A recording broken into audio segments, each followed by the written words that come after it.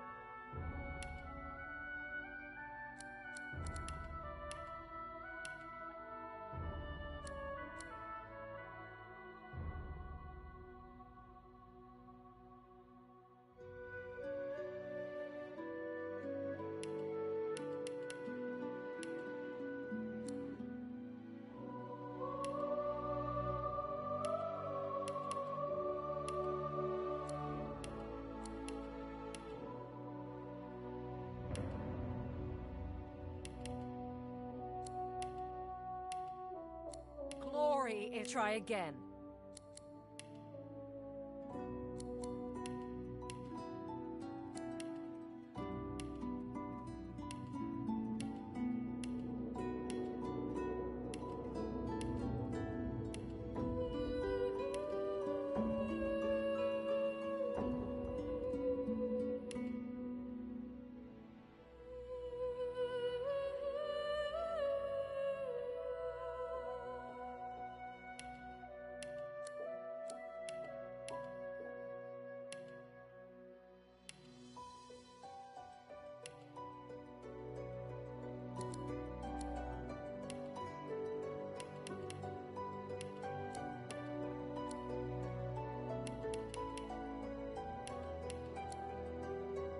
Glory! Try again.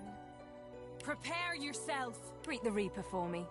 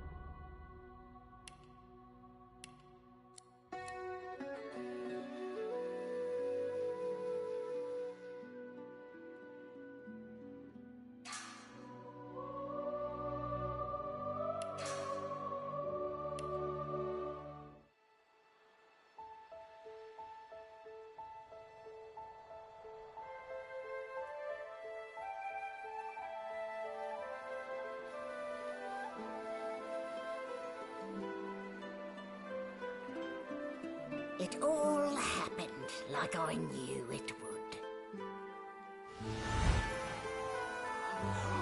A single drop of source magic. And, like flies to honey, the monsters swarmed. The rebel panicked. The carnage began. And the Magisters pointed their fingers at me. Just as I'd planned. I was shackled and collared. And sent to Fort Joy.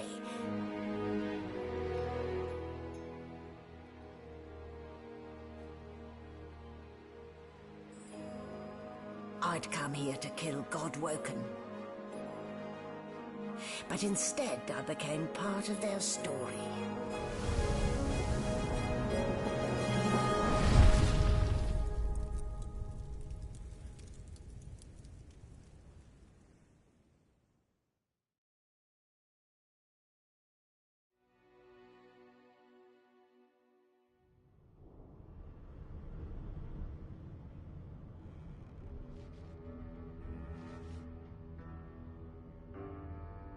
So, still a bit groggy, are we? Don't worry. The sedative will wear off soon enough. Easy now. No need to hurry. Get your bearings and report to me upstairs.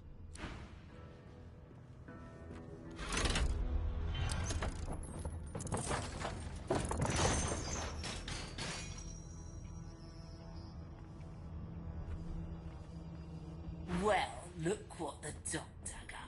You're lucky they didn't notice just how thin you were under those bandages. Although, seeing someone wrapped up like that, they probably thought you had the scabbing plague. Heh? Look, laugh, but don't touch. Better keep that hood down, mind you.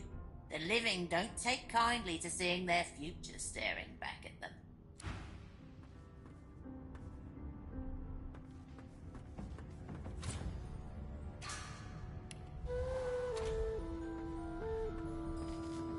Why, you're looking a bit more chipper. Yes. Looks like that. There you are. Not too tight, I hope. The collar, I mean. Oh, not to worry. Every dog has to get used to its leash. In the meantime, your next stop will be Magister William. All passengers have to be registered in the ship's manifest, and he's the chap in charge of the logs. You'll find him on the other side of this deck, in the officers' quarters. The good ship Merryweather. But you can stand at ease there, Private. You do realize you're not in the army here, don't you? Index fingers pressed to her lips, she pauses a moment to give you a scrutinizing gander. My word, you do seem a bit befuddled, don't you? Perhaps I was a bit too generous with that sedative. Oh, well, I'm sure you'll soon gather your wits. Most likely. A new life awaits, and if you're a particularly good girl, perhaps a cure as well. And... Good gods! A young Magister stands pale and silent. Her knuckles whiten around her weapon as you pass. Behind the Magister, a bloodied mass lies in a heap. Gore and limbs lie at odd angles. You can't make out a face amid the mess. There's been a murder. A sorcerer was killed by one of your own. Lucky you were busy getting your collar fitted at the time, or you'd be a suspect like the rest of them. Waters is investigating. She'll figure out who did it. Always does. You surprised? You're one of them. You know what sorcerers are capable of? Whoever did this found a way around their collar and killed a man. Small ones this time, thank the gods. We'll find out who did it, one way or another.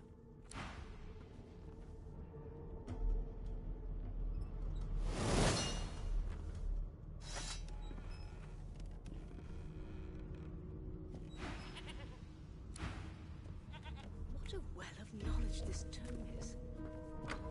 No known associates. In fact, he seemed quite averse to spending time. I forgot how to sing. I did. It was one of them. I know it. Would you put a knuckle in it? I'm trying to concentrate. The elf is reading a volume of Cranley Hubert's famous encyclopedia. He looks up, his big round eyes scanning your body, absorbing every detail. He reaches out and examines your bandages, rubbing them between his fingers. Fascinating. He sits back and returns to his book, flicking quickly from page to page, completely oblivious to your presence. It is simultaneously too detailed and insufficient. I know the beginning of this tale and the end, but I am rather missing the middle. Tell me, what do you know of our world's history?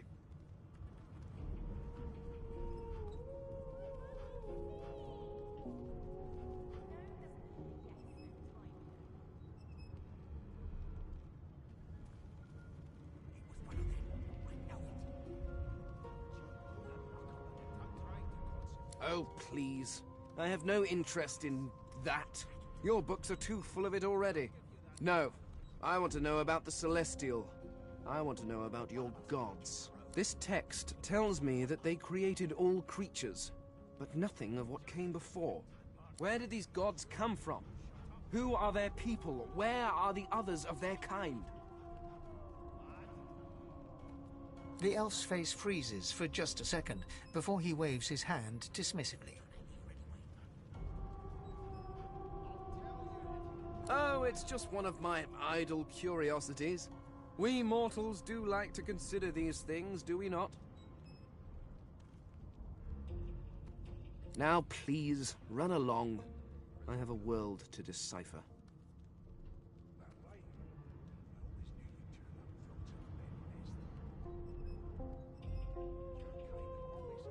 No amount of pestering will get the elf to take his eyes off his book or respond to your questions.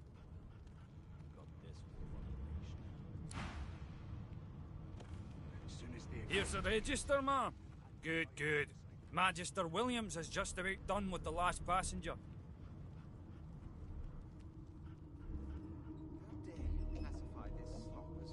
You faring okay so far? Trust me, with Bishop Alexander in charge, things will get a lot better from here on out. He's God-walking, you know. You head on in now. Williams will get you sorted fast. And if she tries to run, shoot to kill. You seem on edge, officer. Your Majesty. What on earth is the matter? That has the Magisters more concerned. Murder most foul. And I strongly suspect you know all about it. Don't you get saucy with me when you Do really you? don't know the first thing Well, about perhaps law. you're absolutely right. Standing at the center of the room, you spot a sorcerer haughtily eyeing a pair of nervous-looking magisters. They keep their crossbow trained upon her as she's being interrogated by an officer. So you admit it then? You murdered that poor fella? Yes, I did. But of course, that was only the beginning. She turns her head and looks you straight in the eye. There are others whose lives must end.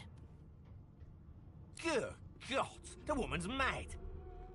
You there, sorcerer, go and fetch Magister Siwan. We need to do more than collar this maniac. We need to shackle her, hands and feet. It means your journey draws to a close.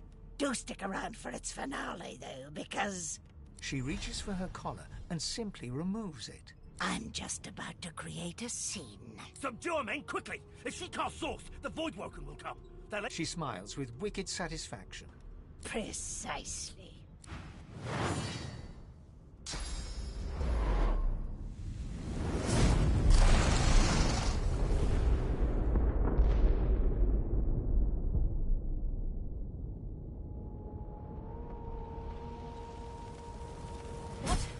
What's happened?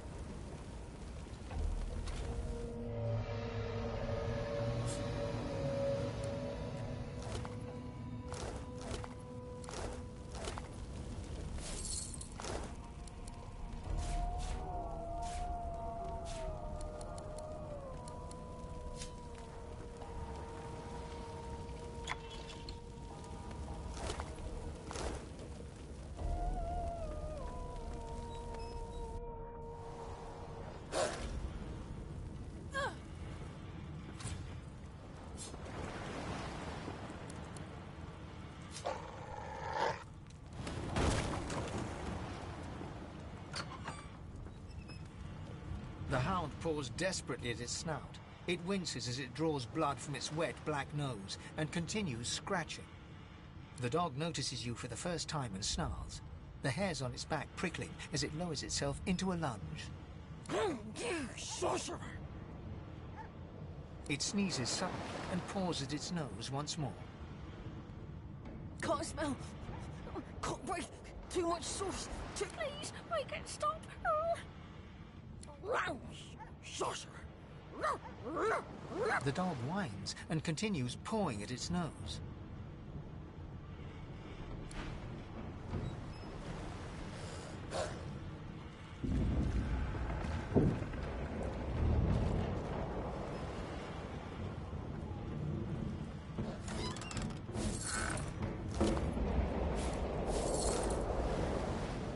Not long before this thing snaps into splinters.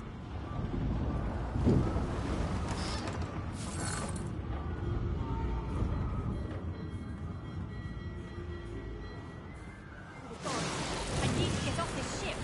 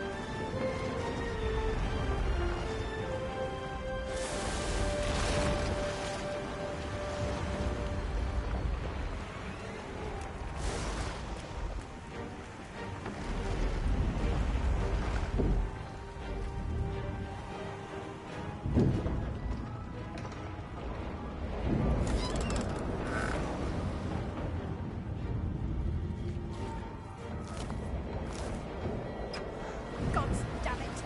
Need to get off this wreck, and quick!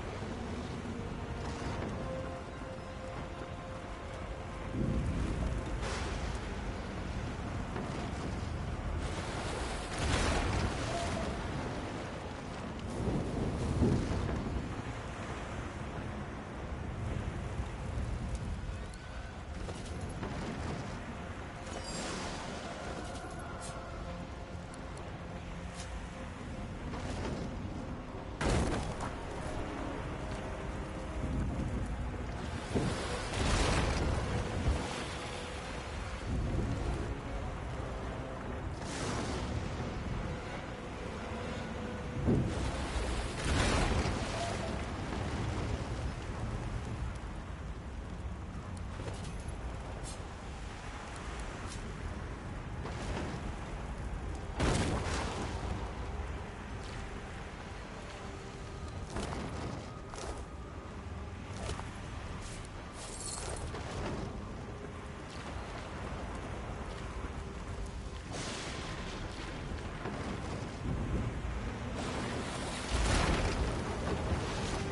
lifeboat! That means there's still a chance! My fool! You... Shut the trap, kid. Children and dwarfs first, as my little stories say. The dwarf yanks at one of the nearby ropes to no avail. You said there were other people down there. We need to help them. You see those tentacles, kid? It's time to get the hell out of here. Thank you, thank you, thank you! There's a ladder right over there. You can go straight down. You're gonna be the death of us, you hear?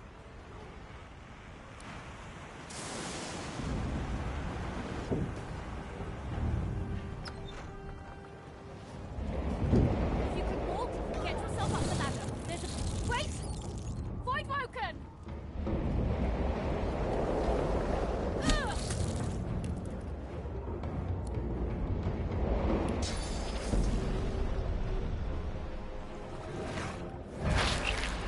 These beardless bugs won't sink the ship on my watch.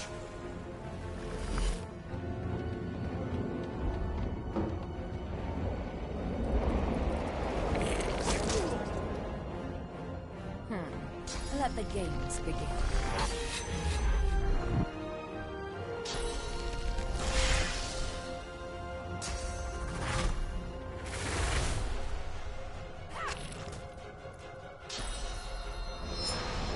I'm ready!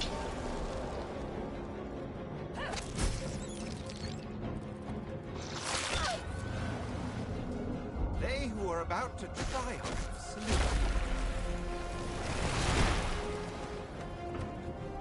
I thought Voidwoken was supposed to be scary.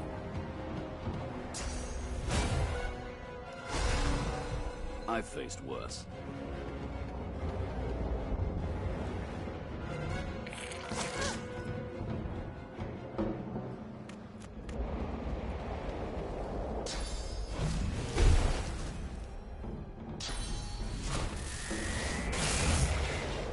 Greet the Reaper for me.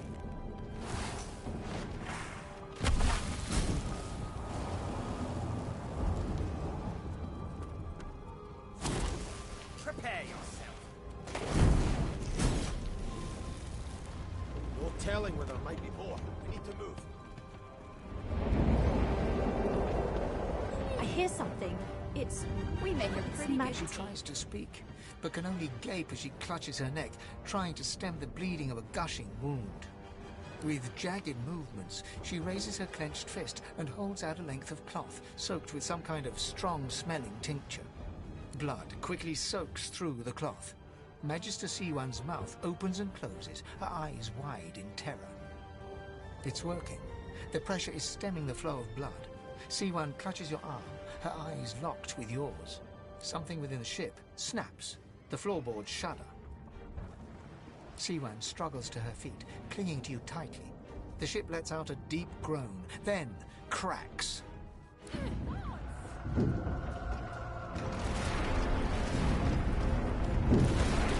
Ripping the ship apart!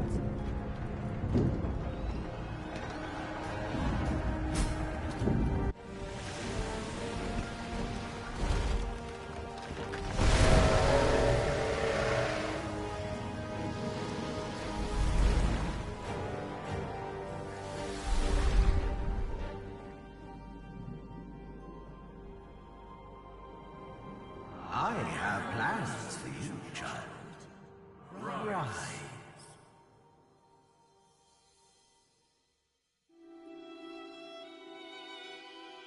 Honorable Dallas, we lost a ship sailing sorcerer prisoners to Fort Joy. We assume some escaped and broke their collars. Their vile magic lured the Voidwoken. All who were aboard are presumed dead. Yours faithfully into eternity, High Judge Oriven.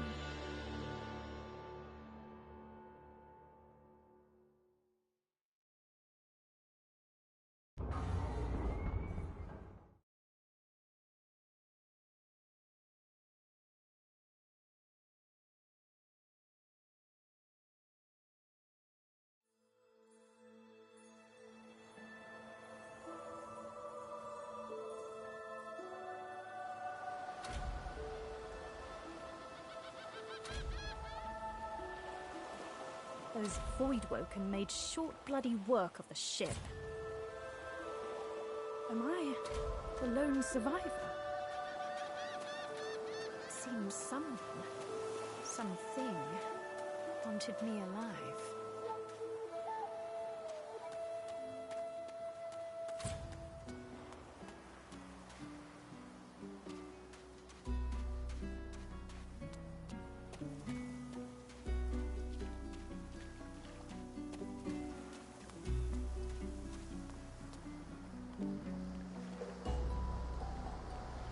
You spot a strange lizard gazing over the water with a steady, malcontent stare.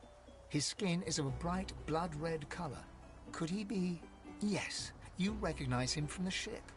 It would seem you're not the only one who survived the tentacles of the deep. The lizard turns about with the graceful ease of a dancer, or a duelist.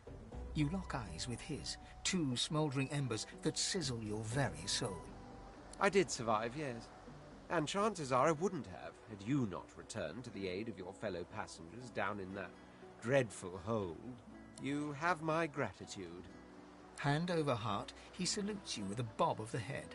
More than a nod, though less than a bow. Yes, I'm sure you've all the makings of a hero and all that, but let's not get carried away, shall we? Now then, if there's nothing further... I'm sure I don't mean to sound condescending, but I had thought it quite self-evident I was gazing out over the waves. He sighs dramatically. Tell me, what do you see when you cast your glance over this ocean? Memories. Quite so. He looks out over the water once more, and so do you. A few tranquil moments pass as the waves lap against your thoughts. As for myself, when I consider this vast expanse before us, I see an empire. I see continents dotted with mighty cities, and shimmering along the soft curve of the sea's horizon, I picture the palaces that formed my paradise. Lost. What do you mean, what do I mean? I mean just what I say. I have... Suddenly, having all the... Well, don't just stand there gawking like an ape at an abacus. Or do you really mean to tell me you don't know who I am? The very same. I am the Red Prince, the All-Conqueror, the World-Tamer, the Of course you know me. There's a brief moment's pause, during which his grandiloquent pose deflates ever so slightly. That said, I suppose I must own up to the fact that I find myself rather in between all-conquering and world-taming opportunities at the moment. The grandeur that is my fate has hit a bit of a snag. But never you worry. For the throne I was destined, and my throne I shall have.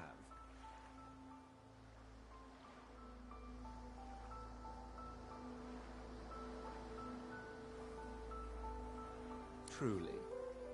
A kind of... Fine. I accept on one condition. For reasons I'll not disclose right now, it is imperative that I should meet with a dreamer, one of the mystics of my kind. I've reason to believe one of them may be present on this island. Promise me we'll look for him, and I'll extend you the blessing of my company. Jolly good. Oh, my word, how you do astound me. Come now, did you really think a handful of linen towels can fool me? But don't worry. I have studied the arcane arts for years, including necromancy and demonology. I do not hold the petty prejudices of common folks. In fact, so now that that's settled, first things, even if you are as versed in the art of eloquence as I am, that our swords will be doing a lot of the talking from here on out goes without saying. As a born fighter, I prefer the perfection of the blade myself. But I'm well acquainted with the secrets of magic, and yes, even subterfuge. What say you? Very well. Onwards then to victory or death.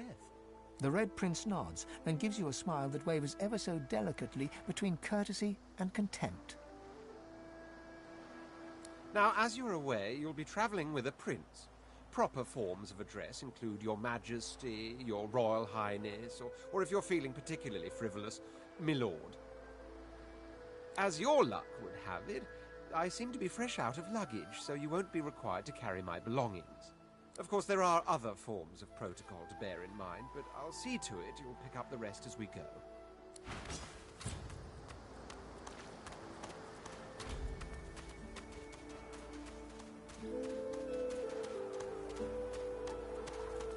A black cat.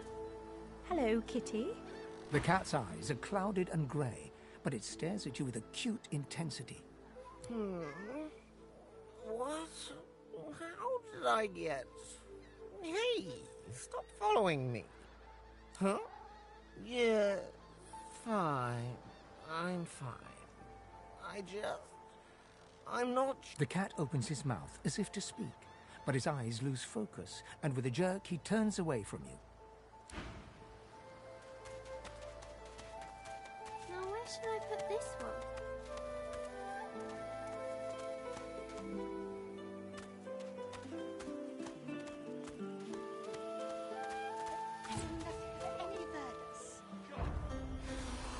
Stay back, sorcerer, and stay silent. Our Godwoken speaks. We know you've been helping sorcerers escape, Atusa. We have proof. I'd sooner cut my tongue out than lie to you, Alexander. I know nothing of any escapees. If you can tell the Godwoken no more, your tongue is of no use. This can't be serious, Alexander. Come! You should know by now to obey your superior, Magister, whatever she may ask. Atusa pinches the tip of her tongue with 2 fingers and brings her dagger to its root. Her eyes squeeze shut. Drops of blood form against the dagger's edge and quickly fall to the ground. She groans. Stop! My father, may his soul rest in peace, would be disappointed in you, Atusa. To think you were the fate of our realm hangs in the balance. If you will not help us save it, then you will help the Void destroy it. Dallas? Yes, Your Holiness? I believe we're done here.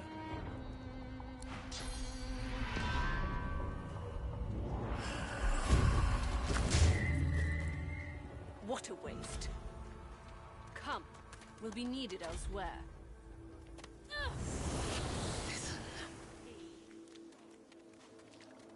The Lizard Magister, or what's left of her, lies in a puddle of gore. She was a lizard, yet a magister. No matter her reasons, her penalty was fair.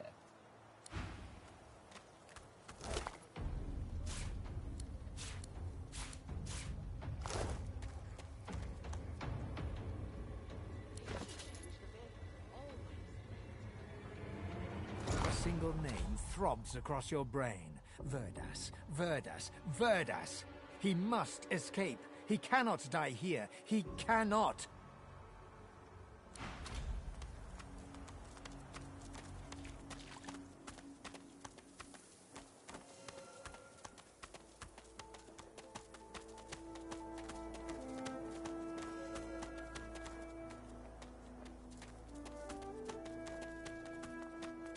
What's this? I found something. I wonder where this leads.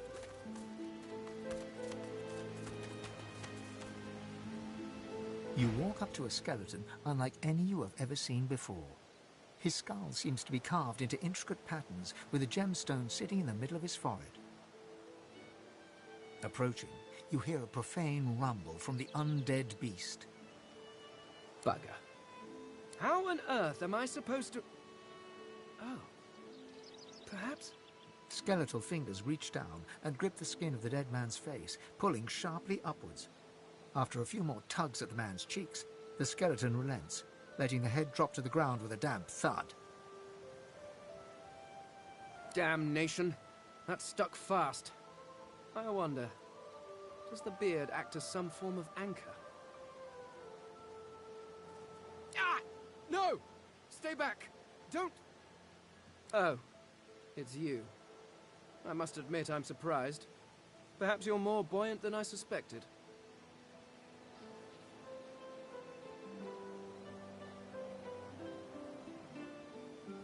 Oh, yes. An exceptionally common, but exceptionally valuable commodity. A face.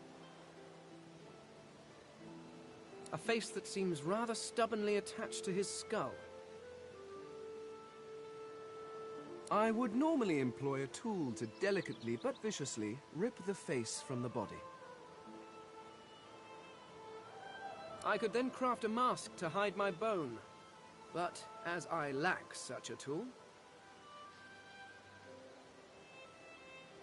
The skeleton grabs the corpse by the cheeks and pulls hard, grunting in frustration as the body's skin holds firm.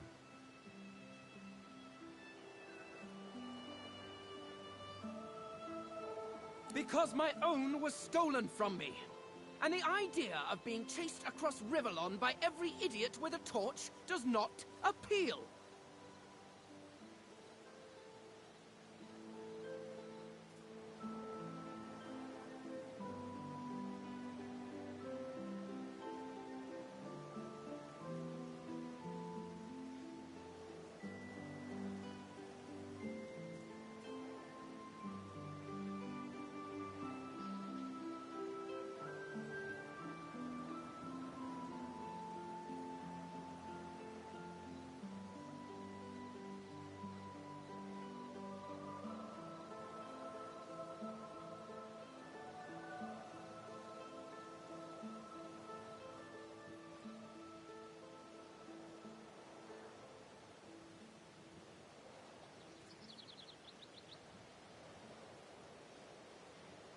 I hardly need to tell you how these savages react to seeing bone.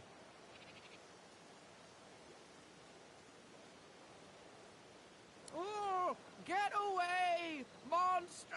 Hide the children! Oh. You are simple beasts, and you simply do not like my... well, not my kind, but those that look like me. So, if I am to traverse this land, I will need a mask to disguise my features.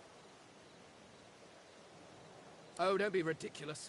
I have important things to do on Reaper's Coast.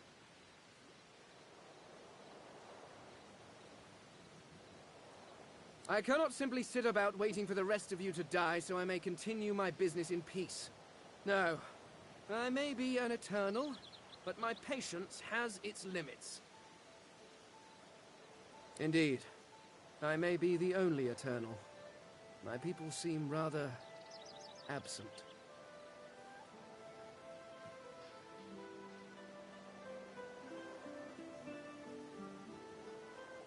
At least from this realm. As for the others, well, there is an excavation site at the Black Pit's oil fields. Perhaps there I'll find my answers. A cult? Hardly. We were a race that existed before the idea of race was needed. We were all one. I could ask you to imagine an Eternal as a creature of incredible intelligence and skill, but I fear the limits of your imagination would not do us justice.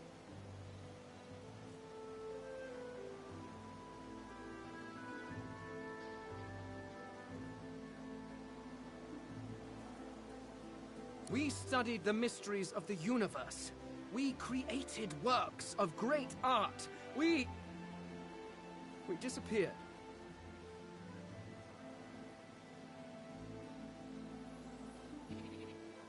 But I will find them. Wherever they are, I will find them. We will have our world again.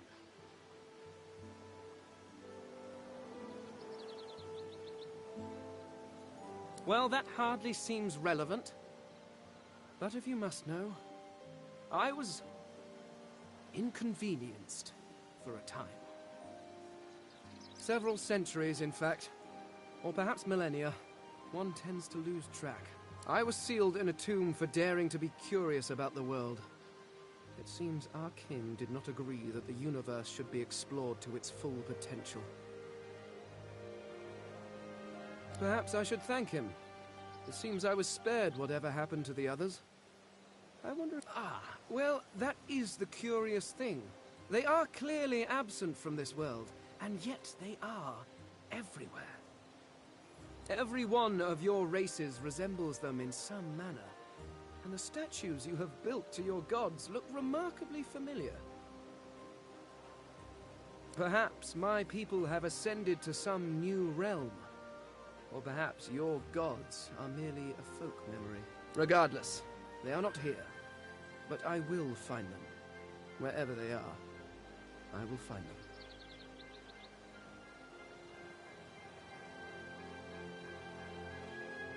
I suppose, circumstances being what they are, it could be advantageous.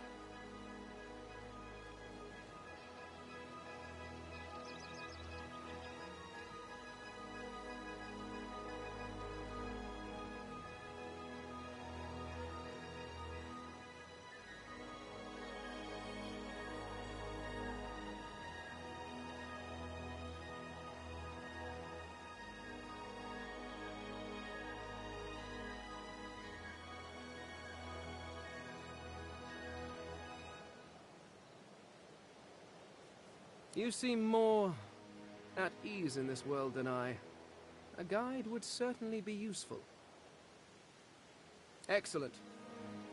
While we are conversing, perhaps you notice that I am rather skilled in, well, all things.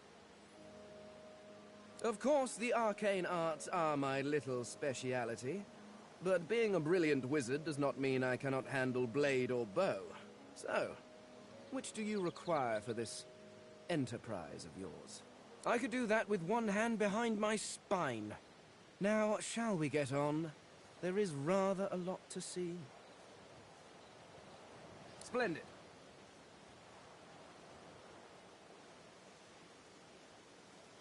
Very well. Let's be off.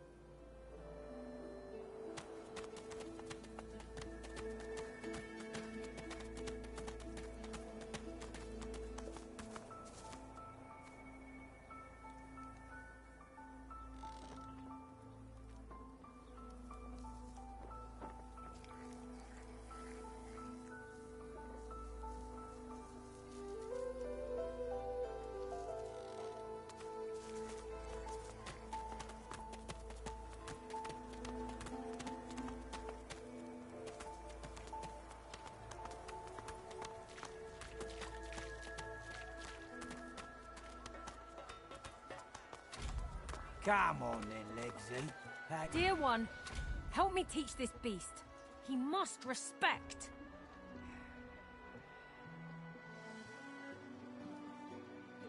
Respect? Huh. Someone's got to keep this place running. Griff can't do it for free. Why'd you gotta make this so hard?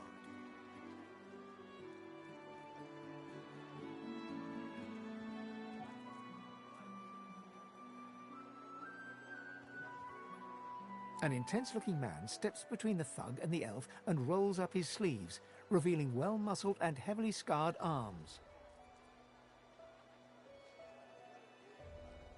Just stand aside, won't you, mate? This is no business of yours.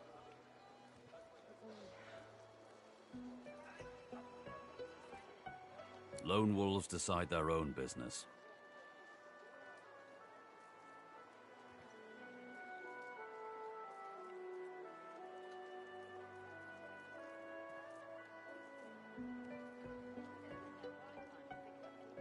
The thug freezes in fear for a moment before shuffling back to the protection of his crony.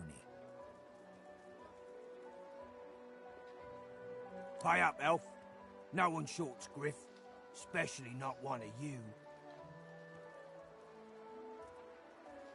The intense-looking man stands beside you against the thugs, shooting you an appraising glance.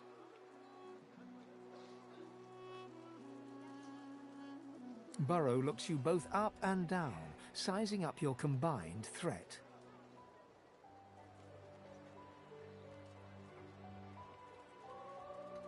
Ah, get out of here. The both of you. You ain't worth the sweat of my brow anyhow. The elf smiles and bows to you in thanks.